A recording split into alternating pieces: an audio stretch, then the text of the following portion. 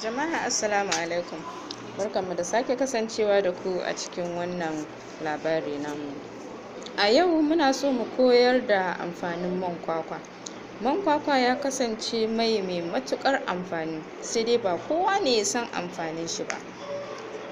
Kaɗan daga cikin amfanin man kwakwa ya haɗa da yana goge kwalliya.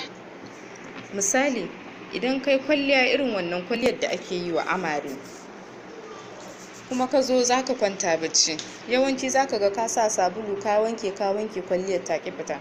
Amma idan ka samu auduga ka ɗan ɗiga man kwakwa ka goge, za ka sha mamaki. Na biyu kuma yana aske gashin ka sangalale, kamar ƙafar ka gashin sun yi tsago-tsago, ko a ce baka da shaving cream ko kuma wani abin da za ka goge da shi, in ka shafa man kwakwa za ka ga ya maka aiki sosai. Sannan kuma yana gyara gashi matuƙa, ga tsaho ga laushi, sannan tamkar ka yi amfani da kwandishina. Yana maganin ƙurajen famfas na yara ko na napkin. Yawanci idan ka samu kafin ka sa wa yaro famfas ka ɗan shafa mishi man kwakwa kafin ƙurajen su fito, kuma sannan idan ma ƙurajen ya fito yana maganinsa. Yana maganin ƙurajen bakin yara wanda ake kiran shi ko mouth ulcer. Idan aka ɗan sa a tsumma aka ɗan ɗiga sai a goga bakin da shi, shi ma insha Allahu za a samu waraka.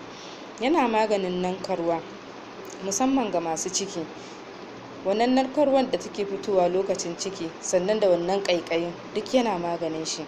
Yana gyara fata idan ka ɗiga a ruwan wanka. In za ka yi wanka ka ɗan samu man kwakwan ka ɗan ɗiga, in ka fito za ka ga yana moisturizing jikinka a hankali. Sannan yana ƙara wa yara ƙwaƙwalwa idan mai ciki ta sha shi.